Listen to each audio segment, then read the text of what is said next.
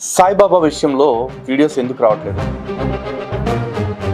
ఇప్పటికీ ఈ సాయి ఇష్యూ మొదలు పెట్టిన తర్వాత షిరిడి సంస్థాన్ నుంచి ఒక్క గరికపాటి గారు తప్ప ఈ రమణానంద వీడియోస్ కూడా మన ఛానల్లో సాయి విషయంలో ఇచ్చిన బ్రేక్కి కారణం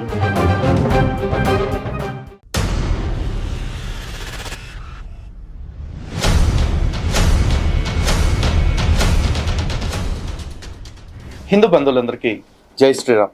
సాయిబాబా విషయంలో వీడియోస్ ఎందుకు రావట్లేదు? ఇది చాలా మందికి ఉన్న డౌట్. ఇదే విషయాన్ని కొందరు కమెంట్స్లో ప్రశ్న రూపంలో అడుగుతుంటే మరికొంతమంది ఏం జరిగింది తెర వెనుక అంటూ అనుమానాస్పదంగా కమెంట్స్ పెడుతూ ఉన్నారు. సో నిజంగానే ఈ సందేహం రావటంలో ఒక అర్థం ఉంది. కానీ ఎంతమంది మా పాయింట్ ఆఫ్ వ్యూలో ఆలోచిస్తున్నారు? ఇప్పటికీ ఈ సాయి ఇష్యూ మొదలు పెట్టిన తర్వాత షిరిడి సంస్థాన్ నుంచి 2 కేసులు, సివిల్ అండ్ క్రిమినల్ సూట్స్. ఇవి కాకుండా సరూర్ నగర్లో, దిల్సుఖ్ నగర్లో, ఖమ్మంలో కూడా మళ్ళీ same 2 civil and criminal suits. దాంతోపాటు ఇంజంక్షన్ ఆర్డర్ అనేది కూడా ఒకటి తీసుకోవటం జరిగింది. ఇంజంక్షన్ ఆర్డర్ ఉన్నప్పుడు ఖచ్చితంగా వీడియోస్ చేయకూడదు. ఆ ఇంజంక్షన్ ఆర్డర్ వికెట్ చేయడానికి మనం కూడా లీగల్గా మన ప్రయత్నాలు మనం చేస్తూ ఉన్నాం. కానీ ఎండ్ ఆఫ్ ది డే చట్టం అన్నిటికంటే టాప్. సో చట్టాన్ని మీరి ఎవరు ఏం చేయటానికి లేదు. అయినప్పటికీ మనకున్న అవకాశాలని వినియోగించుకుంటూ మొన్న గురు పౌర్ణమి రోజున కూడా హిందువులు ఏం చేయాలి అనే దాని మీద చాలా స్పష్టమైన మార్గదర్శనం చేస్తూ మరొక వీడియో కూడా చేయటం జరిగింది. ఇదే క్రమంలో పెద్దలు కూడా మార్గదర్శనం చేస్తున్నారు. మీరు అడగాల్సిన ప్రశ్నలన్నీ అడిగారు, మీరు ప్రజలకి చేర్చాల్సిన సమాచారం పూర్తిగా చేర్చారు. కాబట్టి నిర్విరామంగా యుద్ధం చేసి మీ ఎనర్జీస్ అన్నిటిని ఒకచోటే డ్రైన్ చేయకుండా మీరు చేయాల్సిన ఫైట్స్ ఏవైతే ఉన్నాయో, అంటే మత మార్పిడి విషయంలో, లవ్ జిహాద్ విషయంలో తిరిగి దాని మీద ఫోకస్ చేయండి. మళ్ళీ కొద్ది రోజుల తర్వాత మళ్ళీ కావాలంటే స్టార్ట్ చేయొచ్చు అన్నారు. అలాగే ఇంకొంతమందికి అనుమానం ఏంటంటే ఏదన్నా చర్చలకి లేకపోతే ఏదన్నా లోపాయికారి ఒప్పందాలు జరిగిపోయినాయేమో అని చెప్పేసి. ఎటువంటి ఒప్పందాలు లోపాయికారిగా జరగలేదు, జరిగే అవకాశం కూడా లేదు. ఎందుకంటే అంత అవసరం, అగత్యం మాకు లేదు. మేము ఒకవేళ సాయి భక్తులతోటి లేకపోతే సాయిబాబా మందిరాల వాళ్ళతోటి ఏదైనా మాట్లాడాల్సి ఉంటే అది ఖచ్చితంగా మీడియా ముఖంగానే ఉంటుంది. దానిలో మా ప్రతిపాదనలు ఏంటి అనేది ఆల్రెడీ మీకు చెప్పటం జరిగింది. మేము ఇచ్చిన 18 అంశాలు ఏవైతే ఉన్నాయో వాటిలో వీలైనన్ని అంశాలని వాళ్ళు ఒప్పుకునేలా చేయటం మాత్రమే మా పని. ఒకవేళ అలా ఒప్పుకున్నప్పుడు మాత్రమే ఈ సంధి జరుగుతుంది. సాయి విషయంలో మా ప్రయత్నాలకి విరామం ఉంటుంది. ఎందుకంటే మేము ఇచ్చిన 18 ఏంటి మీకు తెలియాలి అంటే డిస్క్రిప్షన్లో దాని తాలూకు లింక్ ఉంటుంది, దర్జాగా చూసుకోవచ్చు. అలాగే సాయి పైన సమరంలో మేము సాధించిన విజయాన్ని కూడా మీరు గుర్తించాలి. ఇప్పటికే ఎన్నో షార్ట్ వీడియోస్ పెట్టడం జరిగింది.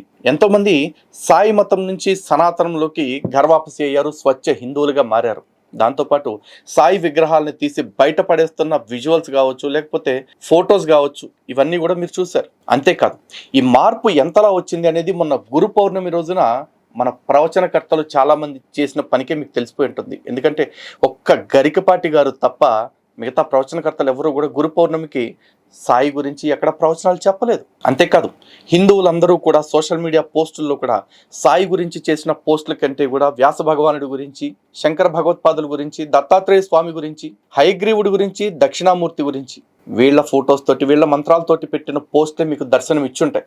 గతంలో చూసిన గురు పౌర్ణమి శుభాకాంక్షలకి ఈ సంవత్సరం మీరు చూసిన గురు పౌర్ణమి శుభాకాంక్షల పోస్టర్లకి చూసిన తేడా బహుశా మీకు అర్థమయ్యే ఉంటుంది. అంతేందుకు ఒక్క గరికపాటి గారు అక్కడెక్కడో సాయి విగ్రహం దగ్గరికి వెళ్ళి ఆ సాయికి ఏంటో అన్ని తలకాయలు పెట్టుంటే ఆ విగ్రహానికి హారతి ఇచ్చారు. ఆ వీడియోలో ఒక్కసారి కమెంట్స్ చూడండి వెళ్ళి.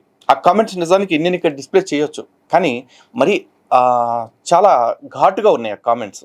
అంటే హిందువుల్లో ఎంతటి చైతన్యం వచ్చిందో చూడండి. వారి పట్ల ప్రతి ఒక్కరికి గౌరవం ఉంటుంది, కానీ ఆ గౌరవాన్ని కూడా విడిచిపెట్టేసి పక్కన పెట్టేసి సాయి విషయంలో ఆయన చేసిన పనికి ప్రతి ఒక్కళ్ళు కూడా ఆయన్ని దూషించారు. నిజానికి అలాంటి మహానుభావుల్ని దూషించడం వాంఛనీయం కాకపోయినా సమాజంలో ధర్మం కంటే వ్యక్తి ఎప్పుడూ ముఖ్యం కాదు, ఎక్కువ కాదు అన్న విషయం క్లారిఫై అయిపోయింది. ఇకపోతే గరికపాటి గారు లాంటి వాళ్ళ గురించి కూడా ఒక మాట మాట్లాడుకోవాలి. మిగతా వాళ్ళు నా ఇష్టం వచ్చినట్టు చేస్తాను అని చెప్పుకోవటానికి ఒక స్వేచ్ఛ ఉంటుంది, కానీ గరికపాటి గారు లాంటి పండితులు మాట్లాడితే వేదము, ఉపనిషత్తు, పురాణాలు, ఇతిహాసాలు అంటూ ప్రామాణికతల గురించి మాట్లాడతారు. అలాంటి వాళ్ళు ఖచ్చితంగా ధర్మాన్ని మాత్రమే అనుసరించాలి తప్ప వాళ్ళ వ్యక్తిగత ఇష్టాలని కాదు. కానీ ఆయన అది మీరారని నాకు అనిపించింది. నాకు అనిపించింది అని ఎందుకు అంటున్నాను అంటే, ఒక సోదరి గరికపాటి గారికి కాల్ చేస్తే గరికపాటి గారు ఏం మాట్లాడారు అనేది మీరే వినండి. హరి ఓం. హరి ఓం గురువు గారు, నా పేరు విజయలక్ష్మి అండి. చెప్పండి సార్, నరసింహారావు గారేనా మాట్లాడేది? అవునండి, చెప్పండి. అయ్యా, మీరంటే మాకు చాలా అభిమానం. హిందూ ధర్మం గురించి బాగా మాట్లాడతారు. కాకపోతే మొన్న ఈ మధ్య కాలంలో మీరు సాయిబాబా గుడికి వెళ్ళి హారతి ఇచ్చారు. దానికి గల కారణాలు ఏంటయ్యా? మీరు ఆరాధించకపోవడానికి కారణం ఏంటి? ఆయన ఒక ఫకీర్ అని మేము ఆరాధించము. మంచిది, నేను బ్రహ్మజ్ఞాని అని ఆరాధిస్తున్నాను, నా ఇష్టం. నాతో చర్చించడానికి మీ స్థాయి ఏంటి అసలు? పెట్టేంటాను. స్థాయి అంటే అది పరిస్థితి. ఈయన సాయిని బ్రహ్మజ్ఞాని అంటున్నారు. ఒక బ్రహ్మజ్ఞాని అని ఆయన్ని గుర్తించి ఆరాధిస్తున్న గరికపాటి గారు స్వయంగా ఈయన నేనొక జ్ఞాని అని చెప్పుకునే వ్యక్తి ఎదుటి వాళ్ళని స్థాయి అంటూ ప్రశ్నించారు. బహుశా మరి ఈయన భగవద్గీతను మర్చిపోయారో లేకపోతే శంకర భగవత్పాదులు చెప్పిన సాహిత్యాన్ని మర్చిపోయారో నాకు తెలియదు. ఈయనతో చర్చించడానికి ఒక స్థాయి కావాలట. అయితే గరికపాటి గారి ఈ వ్యవహార శైలి ఏదైతే ఉందో ఇది ఖచ్చితంగా వాంఛనీయం కాదు. మమ్మల్ని ప్రశ్నిస్తా ఉన్నారు కదా, సాయి మీద ఎందుకు ఆపేశారు అని చెప్పేసి. దయచేసి ప్రతి ఒక్కళ్ళు ఇలాంటి పెద్దల్ని, పండితులను కూడా ప్రశ్నించండి. ఎందుకంటే సాయి విషయంలో మేము అడగాల్సిన ప్రతి ప్రశ్న అడిగే ఉన్నాము. ఆ ప్రశ్నలకి దేనికి ఒక్కళ్ళు కూడా సమాధానం చెప్పకపోగా కొంతమంది అమ్మ అబ్బలకి పుట్టలేదు అనుకునే అడ్డగాడిదలు మమ్మల్ని వ్యక్తిగతంగా దూషణ చేశారు, మా కుటుంబ సభ్యుల్ని తిట్టారు, మా మీద కేసులు వేశారు. అవకాశం కుదరలేదు, కానీ అవకాశం కుదిరితే మా మీద భౌతిక దాడులకు కూడా తెగబడేంత కడుపు మంటతో ఉన్నారు. కానీ మనం అడిగిన ప్రశ్నలకి సమాధానం మాత్రం ఒక్కళ్ళు కూడా చెప్పలేదు. పైగా వాళ్ళు చెప్పే దిక్కుమాల లాజిక్లు ఎట్లా ఉంటాయి అంటే, మనం గ్రంథం ఆధారంగానో లేకపోతే వాళ్ళ చరిత్ర ఆధారంగానో ప్రశ్నిస్తే వీళ్ళు ఎలా చెప్తారు, 2 రెళ్ళు 4 అయ్యింది కాబట్టి మా బాబా దేవుడే, ఆకాశం నీలంగా ఉంటుంది కాబట్టి మా బాబా హిందువే. ఇలాంటి చిల్లర రీజన్స్ చెప్పేసి, లాజిక్లు చెప్పేసి మేము సమాధానం చెప్పేసాం, హెన్స్ ప్రూవ్డ్ అంటూ మాట్లాడేస్తూ ఉన్నారు.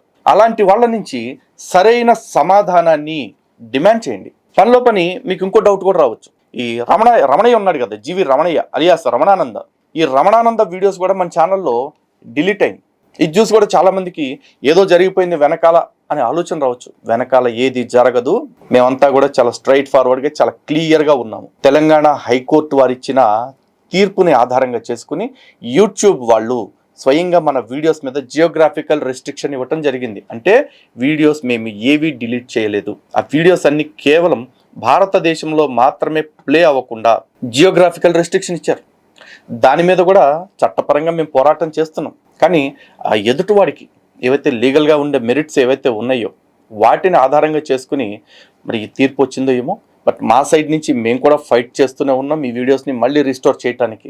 అలాగే సాయి భక్తులు లేకపోతే సాయి సంస్థాన్ వాళ్ళు పెట్టిన కేసెస్ విషయంలో కూడా అంతే నిజాయితీగా, అంతే చిత్తశుద్ధిగా ఫైట్ చేస్తూనే ఉన్నాం. అలాగే రమణయ్య విషయంలో వీడియోస్లో ఏం జరిగిందో కావాలంటే ఈ స్క్రీన్ షాట్ చూడండి. చూస్తున్నారు కదా, 9 వీడియోలు, ఇవన్నీ కూడా జియోగ్రాఫికల్ రెస్ట్రిక్షన్స్ ఇవ్వబడ్డాయి. దాని టైటిల్స్ కూడా చూసుకోండి.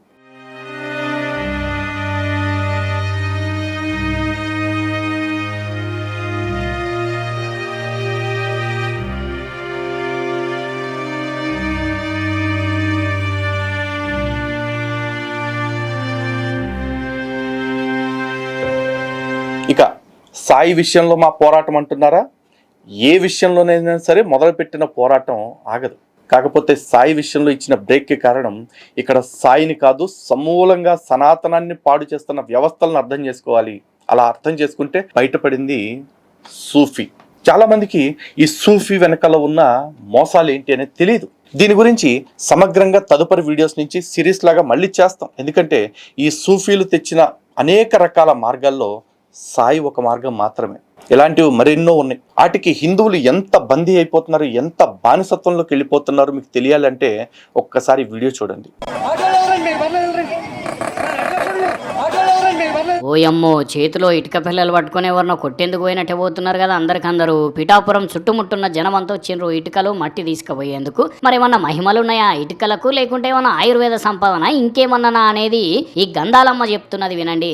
ఈ ఆశ్రమం పుట్టిన దగ్గర నుంచి ఆ 5 పీఠాధిపతులు వేరండి. వారు చేసిన సాధన అంతా ఈ స్థానంలో ఉందండి. ఈ బెడ్ పట్టుకెళ్ళి మేము కట్టుకున్న గృహంలో కట్టుకుంటే మాకు ఆశీర్వాదం వస్తుందని ఇలా గోడ పడి తెలిసి మేము వచ్చి పట్టుకెళ్తున్నాం. అదన్నట్టు మ్యాటర్. కాకినాడ జిల్లా పిఠాపురంలో 100 ఏళ్ల క్రితం నిర్మించిన ఉమర్ అలీషా పీఠానికి సంబంధించిన పూర్వ పీఠాధిపతుల సమాధులు, వాటికి రక్షణగా చుట్టూ గోడ ఉన్నదట. అయితే ఇప్పుడు పిఠాపురం నుండి గోర్సాకు పోయే దారిలో రైల్వే పనులు జరుగుతుండేసరికి అటువైపు వెళ్లేందుకు దారి లేక పబ్లిక్ ఇబ్బంది పడుతున్నారని, ఈ సమాధులకు ఒక వైపు ఉన్న గోడను తొలగిస్తే రహదారిగా వాడుకోవచ్చు అనేసరికి ప్రస్తుత పీఠాధిపతి మంచి మనసుతోనో ఒప్పుకున్నారట. అట్లా గోడను తొలగిస్తున్నారని తెలుసుకున్న జనం పవిత్ర ప్రదేశపు మట్టి కూడా మహిమ కలిగి ఉంటుందని నమ్మకంతో ఇట్లా తీసుకుపోతున్నారు అన్నట్టు. తీర్థయాత్రలకు పోయినప్పుడు గుడి ప్రాంగణంలో అమ్మే తాళ్ళు కొని కట్టుకొని దైవ స్వరూపంగా భావించమా, ఇది కూడా అట్లనే అన్నట్టు. ఎవరి నమ్మకాలు వాళ్ళవి. మరి చూశారు కదా, ఈ తతంగం అంతా ఎక్కడో తెలుసా? పిఠాపురంలో ఉన్న ఉమర్ అలీషా ట్రస్ట్ అని ఒకటి ఉంది. వాళ్ళకి విశ్వవిజ్ఞాన విద్యా ఆధ్యాత్మిక పీఠం అని చెప్పి ఒక పీఠం కూడా ఉంది. ఆ పీఠానికి ఇప్పుడు ఉంటున్న ఉమర్ అలీషా అనే ఆయన 9వ పీఠాధిపతి. అంతకుముందు 8 మంది పీఠాధిపతులు ఉన్నారు. వాళ్ళందరి గురించి, అలాగే ఈ 9వ పీఠాధిపతి గురించి, ఆ పీఠం గురించి, వీటన్నిటి గురించి కూడా సమగ్రంగా విశ్లేషించి మీకు తెలియచేస్తాను. దీంతో పాటు ఇలాంటి సూఫీ సంఘాలన్నిటి గురించి, సూఫీ పీఠాలన్నిటి గురించి, వాటి మోసాల గురించి కూడా మీకు తెలియజేస్తాను. నిజానికి ఈ సూఫీలు వాళ్ళ గురించి వాళ్ళు ప్రచారం చేసుకోవటం, లేకపోతే హిందువులు వాళ్ళని అనుకరించటం ఇది పూర్తిగా వ్యక్తి స్వేచ్ఛ. కానీ అక్కడికి వెళ్ళిన వీళ్ళు ఎంత మూర్ఖంగా తయారవుతున్నారో చూడండి. సమాధుల చుట్టూ కట్టిన ప్రహరీ గోడను కూలుస్తుంటే ఆ గోడలోని ఇటుక పెళ్ళలు తెచ్చి ఇంట్లో పాతుకుంటే కూడా శుభం జరుగుతుంది అనేలాగా హిందువుల్ని మభ్యపెట్టేశారు. మరి ఎంతమంది ముస్లింలు ఆ సూఫీ ప్రవక్తల యొక్క సమాధుల్లో ఉన్న ఇటుకరాళ్ళు తెచ్చి తమ మసీదుల్లోనో దర్గాల్లోనో పాతుకున్నారు? లేదుగా. హిందువులు రోజు రోజుకి ఉన్న 3,000,000 దేవతలు చాలరు అన్నట్టు ఇలాంటి మాయ మార్గాల వైపున పడుతూ ఉంటే మనం మాత్రం ఒక టాపిక్ పట్టుకుంటే ఆ టాపిక్ చుట్టూనే 1 సంవత్సరం 10 సంవత్సరాలు తిరుగుతూ కూర్చోవాలా? లేదు. ఒక టాపిక్కి సంబంధించిన నిజాల్ని చెప్తూ ఒక సిరీస్ చేసాం. ఈ సిరీస్లోని ఏ వీడియో అయినా మేము ఉద్దేశపూర్వకంగా డిలీట్ చేస్తే అప్పుడు కాంప్రమైజ్ అయినట్టు. కానీ చెప్పాల్సిన విషయాలు చెప్పేసిన తర్వాత మీకు ఎంటర్టైన్మెంట్ ఇవ్వటం కాదు మా పని, మిమ్మల్ని ఎడ్యుకేట్ చేయటం, ఎన్లైటన్ చేయటం. కాబట్టి వీలైన వాళ్ళు ఆ వీడియోస్ని ఇంకా షేర్ చేయండి, ఎక్కువ మందికి రీచ్ అయ్యేలా చేయండి. ఇది సరిపోతుంది. కానీ మేము ఒకే టాపిక్ మీద తిరగాలి అని కోరుకుంటున్నారు అంటే మిగిలిన శత్రువుల్ని మా నుంచి కాపాడాలని కోరుకుంటున్నట్లే. అలాగే మేము హిందుత్వం వైపు సమగ్రంగా కాకుండా 1-2 సెలెక్టెడ్ టాపిక్స్ చుట్టూనే తిరుగుతూ ఉండిపోవాలని గిరిగేస్తున్నట్టు.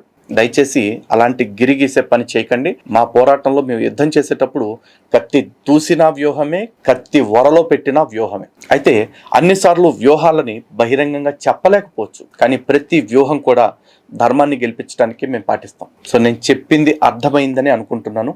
అర్థం కాని వాళ్ళు మీకు ఏమన్నా సందేహాలు ఉంటే ఈ వీడియో కామెంట్స్లో తెలియచేయండి. అంతేగాని మమ్మల్ని అనవసరంగా రెచ్చగొట్టే కొంతమంది ఊరకొక్కల ట్రాప్లో మీరు పడకండి. ఎప్పటికైనా సరే సనాతన ధర్మాన్ని కాపాడుకోవటమే మనందరి లక్ష్యం. స్వచ్ఛ సనాతనాన్ని స్థాపించటం మనందరి బాధ్యత. జై శ్రీరామ్. భారత్ మాతా కీ జై.